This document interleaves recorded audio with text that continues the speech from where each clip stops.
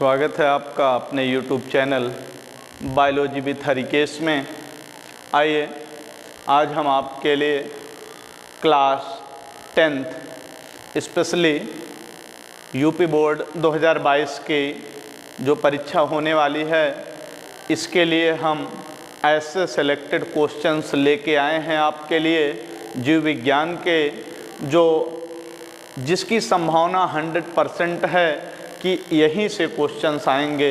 मैं आपसे वादा करता हूं, आपको भरोसा दिलाता हूं कि यदि आप इन क्वेश्चंस को एक बार अच्छे से पढ़ लेंगे, प्रिपेयर कर लेंगे इनका, तो आपको जीव विज्ञान में पूरे मार्क्स मिलेंगे। इसके लिए आप ध्यान रखिएगा। इसके बाद मेरा नेक्स्ट वीडियो आपको मिलेगा और उस वीडियो में जानकारी आपको मिलेगी कि बोर्ड के एग्ज़ाम में कैसे आप क्वालिफाई होंगे, कौन सा ऐसा ट्रिक है, ऐसे फार्मूले को फॉलो करेंगे कि जिससे आप मैक्सिमम नंबर गेन कर पाएंगे। इसके लिए हम नेक्स्ट वीडियो आपको अभी अपलोड कर देंगे, आप देख लीजिएगा। तब तक आप देखिए कक्षा 10 यूपी बोर्ड 2022 जीव विज्ञान के प्रश्नों की श्रृंखला। आपको ज़्यादा कुछ पढ़ने की ज़रूरत नहीं है। कोविड काल में जो चैप्टर्स रिमूव्ड हो गए, हट गए हैं, उनसे क्वेश्चंस नहीं आएगा। वही क्वेश्चंस बनाए गए हैं जो मैक्सिमम टाइम्स पूछे जाते हैं। इन क्वेश्चंस के अलावा अभी श्रृंखला में मैंने 10 चयनित प्रश्न लिए हैं। आप वीडियो को लास्ट तक देखिए, बने रहिएगा।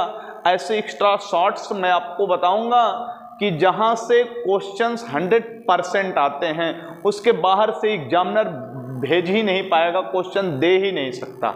ओके, तो आइए देखते हैं, समय ना गंवाते हुए देखते हैं। क्वेश्चन नंबर 1 देखिए, कह रहा है कि मेंडल के नियमों की उदाहरण सहित व्याख्या कीजिए। आप जानते हैं आनुवंशिकता और उसकी विभिन्नताएं जो चैप्टर है, उसमें सबसे इम्पॉर्टेंट जो है वो मेंडल से क्वेश्चन उठता है। अब मैंने यहाँ पर थोड़ा सा विस्तृत क्वेश्चंस लिए हैं कि जिससे आप उससे अति लघुत्तरी, लघुत्तरी, ऑब्जेक्टिव और अपना लॉन्ग टाइप्स का जो क्वेश्चंस है उसको भी मेंटेन कर ले जाएं आप। तो ध्यान दीजिए, पहला क्वेश्चन है कि मेंडल के नियमों की व्याख्या कीजिए। अब देखिए, मेंडल साहब जो थे, इन्होंने बेसिकली 3 नियम दिए: प्रभाविता का नियम, पृथक्करण का नियम और तीसरा नियम था स्वतंत्र अपिव्यूहन का नियम। Law of dominant, law of segregation, law of independent assortment, 3 नियम मेंडल साहब दिए थे। हमने तीनों को न लिख करके अलग अलग एक में ही लिखा है। तो अगर एग्जाम में पूछता है बेटा, तो आपकी तैयारी यही होनी चाहिए कि आप मेंडल के तीनों नियमों को बखूबी याद कर लें डायग्राम के साथ। और आपको बताएं, इसमें से दूसरा और तीसरा नियम आने की संभावनाएं सबसे ज़्यादा हैं। दूसरा नियम पृथक्करण का नियम, इसे एक नाम से और जानते हैं, क्या कहते हैं? इसे युग्मकों की शुद्धता का नियम कहते हैं, law of purity of gametes बोलते हैं। या तीसरा वाला अगर पूछेगा, स्वतंत्र अपिव्यूहन का नियम, या इसका दूसरा नाम है स्वतंत्र प्रतिसम्मिश्रण का नियम। तो एक क्वेश्चन आपका 100% इसमें से आएगा मेंडल के नियम से। और इसी मेंडल की कुछ शब्दावलियों को आप देख लीजिएगा, जो शब्दावलियां मेंडल साहब ने प्रयोग किया था। ऑब्जेक्टिव में क्या बनेगा? मेंडल साहब ने अपना प्रयोग किस पे किया? पाइशम सटाइवम पे, मीठी मटर पे किया था, उसका बोटेनिकल नेम हो जाएगा। मेंडल साहब के अलावा उन्होंने जीन शब्द के स्थान पर किस वर्ड का प्रयोग किया था? तो कारक या फैक्टर कहा था, आपको पता होना चाहिए। इसके अलावा जीनोटाइप और फिनोटाइप, देखिए मैं आपको पॉइंट लिख रहा हूं, नोट करिएगा आप। जीनोटाइप और फिनोटाइप,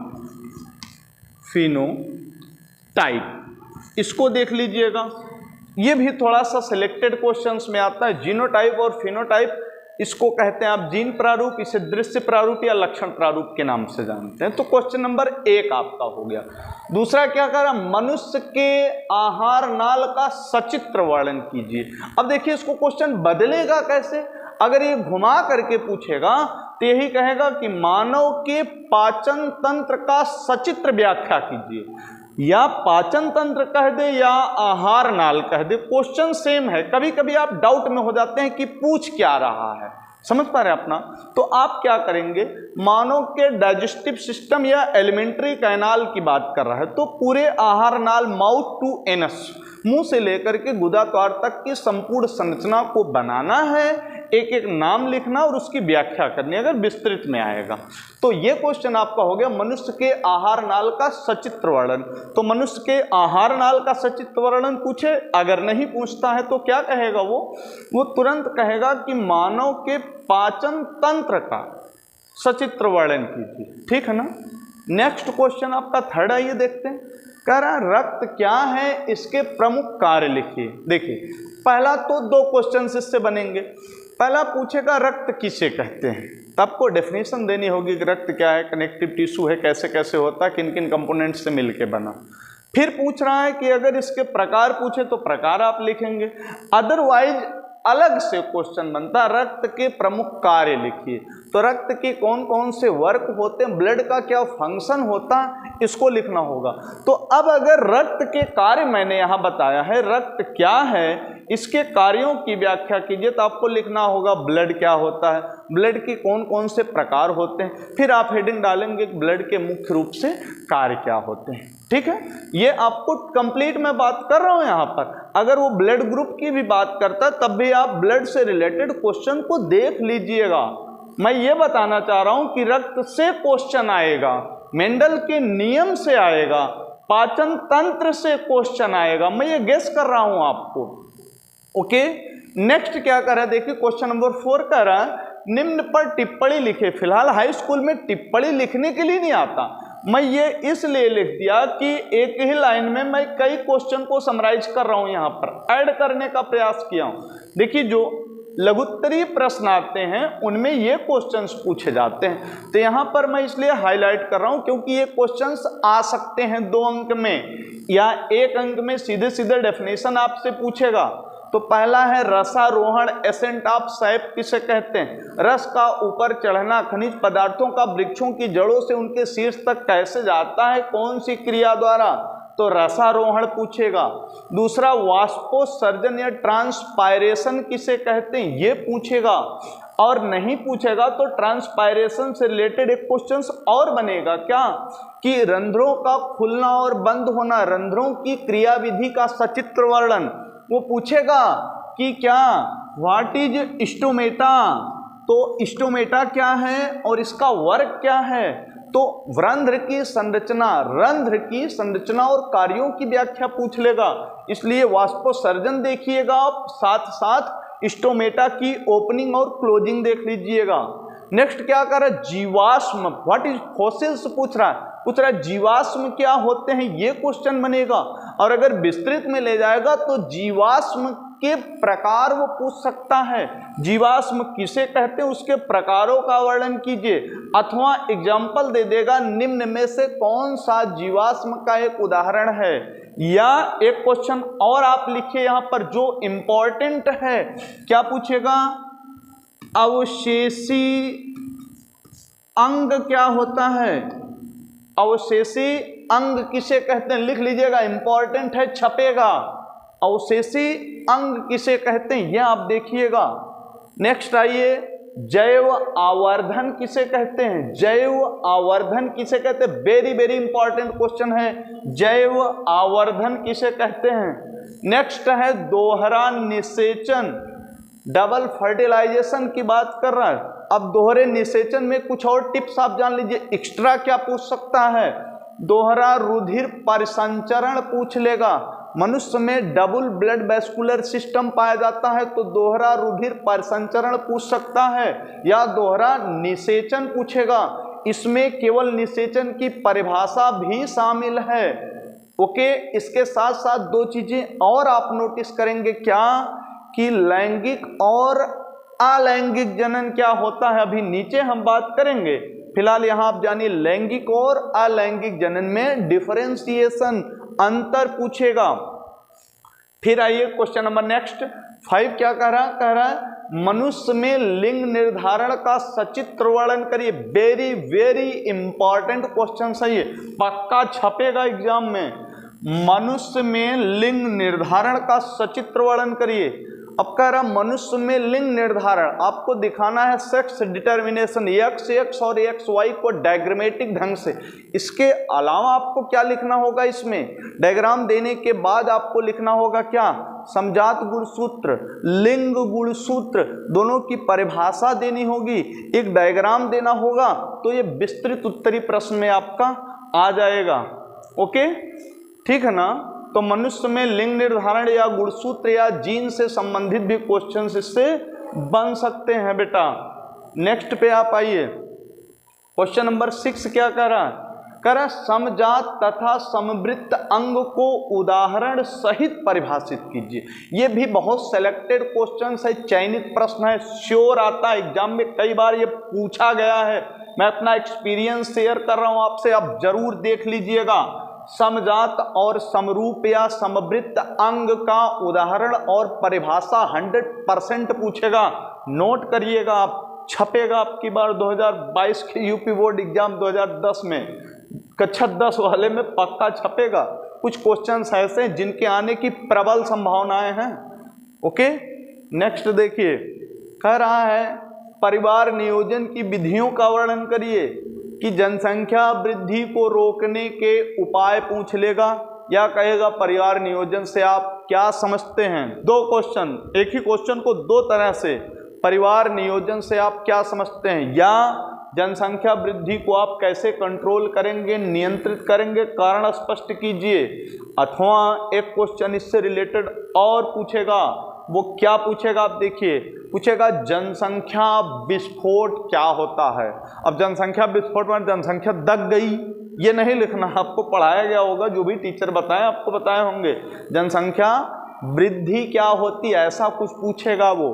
तो ध्यान रखिएगा, अगर परिवार नियोजन पूछ रहा है तो इसकी दो विधियां, अस्थाई और अस्थाई मेथड आपको पढ़ाया गया है। इसके अलावा या तो पूछेगा जनसंख्या वृद्धि को हम रोकेंगे कैसे, कौन कौन से तरीके अपनाए जा सकते हैं पॉपुलेशन को कंट्रोल करने के लिए।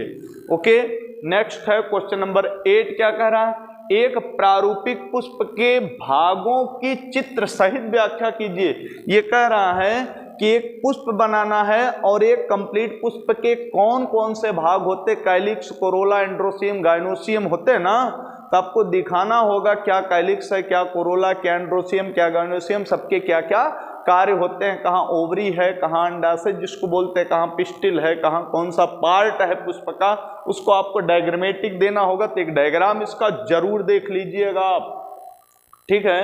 नेक्स्ट आप देखिए, कह रहा है मानव हृदय की संरचना, वो भी कैसी, आंतरिक एवं बाह्य का वर्णन कीजिए। कैसे, सचित्र वर्णन। तो मानव हृदय की संरचना कह रहा है, ह्यूमन स्ट्रक्चर पूछ रहा है, और किसका, हार्ट का। तो अगर ह्यूमन हार्ट का स्ट्रक्चर पूछ रहा है तो आप नोट करिएगा कि मनुष्य के हृदय की आंतरिक या बाह्य दोनों में से एक संरचना लगभग कई वर्षों तक पूछी गई है, इसलिए आप इसको जरूर देख लीजिएगा। और इसी से रिलेटेड है आपका मानव में दोहरा रुधिर परिसंचरण तंत्र। और क्या क्वेश्चन बनेगा इस टॉपिक से, देखिए मानव हृदय की संरचना के अलावा क्या पूछेगा, वो पूछेगा कि आपको लसिका से आप क्या समझते हैं, लिम्फ या लसिका किसे कहते हैं, या पूछ लेगा वो रुधिर में, विशेष रूप से ब्लड में पूछेगा। तो सामान्य जानकारी के लिए आपसे ब्लड से रिलेटेड कुछ क्रॉस क्वेश्चंस कर सकता है। रुधिर वर्ग पूछ लेगा, कितने प्रकार के होते, चित्रों द्वारा समझाइए। तो ये आप जरूर देखिएगा, मनुष्य के हृदय की आंतरिक और बाह्य संरचना का डायग्रामेटिक रूप। नेक्स्ट और लास्ट, कह रहा नेफ्रॉन की संरचना एवं कार्य लिखिए। देखिए उठा दिया ना आपके उत्सर्जी तंत्र से, नेफ्रॉन की संरचना एवं कार्य लिखिए। तो नेफ्रॉन की संरचना और कार्य मतलब ये कह रहा है कि किडनी से रिलेटेड बात कर, गुर्दे से, तो किडनी की जो फंक्शनल स्ट्रक्चरल स्मॉलेस्ट यूनिट होती है वो क्या होती है, नेफ्रॉन होती। तो नेफ्रॉन की संरचना बनाना और इसके कार्यों का विस्तृत वर्णन करना आपको। इसमें कुछ और क्वेश्चंस क्या बनेंगे एक्स्ट्रा शॉर्ट में देख लीजिए आप। पूछ लेगा उत्सर्जन किसे कहते हैं, उत्सर्जी अंगों के नाम लिखिए, उत्सर्जन का महत्व बताइए, तो आपको इसमें देना होगा। इसके अलावा जो क्वेश्चंस मैंने छोड़ रखे हैं 10 में इंक्लूड नहीं किए हैं, उनको आप बहुत ध्यान से देखिएगा। आपके लिए इम्पॉर्टेंट हैं, महत्वपूर्ण हैं, इसलिए आप इसको जरूर देखने का प्रयास करिए। क्या क्वेश्चन है ये देखिए, कह रहा है कि जैव निम्नीकरण और जैव अनिम्नीकरण, जो डिग्रेडेबल और नॉन डिग्रेडेबल हैं ये आप देख लीजिएगा। कौन सा? जैव निम्नीकरण और अजैव निम्नीकरण, ऐसा पूछेगा। और क्या छपेगा देखिए, छपेगा खाद्य श्रृंखला और खाद्य जाल में अंतर पूछेगा। खाद्य श्रृंखला और खाद्य जाल में अंतर ये पूछेगा। और क्या पूछ सकता है? और पूछेगा पारितंत्र क्या होता है, इकोसिस्टम या पारिस्थितिक तंत्र किसे कहते हैं, डेफिनेशन पूछेगा। और क्या क्वेश्चंस बन सकता है देखिए, वन संरक्षण वाले से देखिए बहुत पूछेगा। तो पूछेगा कि चिपको आंदोलन क्या है, कौन सा आंदोलन, चिपको आंदोलन किसे कहते हैं। और क्या क्वेश्चंस आ सकते हैं, ध्यान दीजिए, झूम खेती, कौन सी खेती, झूम खेती क्या होती है, या खेजरी वृक्ष के बारे में पूछेगा। अथवा और क्या पूछ सकता है, गंगा एक्शन प्लान क्या है, गंगा एक्शन प्लान क्या है, गंगा को साफ करने की कौन कौन सी परियोजनाएं अब तक लाई जा चुकी हैं। ये क्वेश्चंस आपके लिए महत्वपूर्ण होगा, इसलिए आप इन क्वेश्चंस को बेटा श्योर देखिएगा, पढ़ के जाइएगा। मैं आपको भरोसा दिलाता हूं कि इनमें से आपको अधिकांशतः क्वेश्चंस एग्जाम में मिलेंगे। इसलिए रिमेंबर रहे, नोटिस करिएगा इन क्वेश्चन को, तो हर कंडीशन में आप देखने का प्रयास करिएगा। पूरी बुक में बहुत लेंदी है, बहुत सारे क्वेश्चंस बन सकते हैं, बट मैंने आपको कम समय में ऐसे सिलेक्टेड, अपने अनुभव शेयर करके ऐसे सिलेक्टेड क्वेश्चंस बनाया हूं जो कई बार एग्जाम में पूछे गए हैं और अब की बार यूपी बोर्ड की एग्जाम में आने की संभावना इनकी संभावित है, सबसे ज़्यादा है। इसलिए निवेदन है आपसे, आदेश भी है आपसे कि आप जरूर से जरूर पढ़िएगा। ठीक इसी तरह से फिजिक्स और केमिस्ट्री के क्वेश्चंस आपको अपलोड मिलेंगे, लेकिन फिलहाल यहाँ बायोलॉजी के लिए ये सिलेक्टेड क्वेश्चंस, ज़रूरत के लिए आप एक स्क्रीनशॉट ले सकते हैं। Thank you.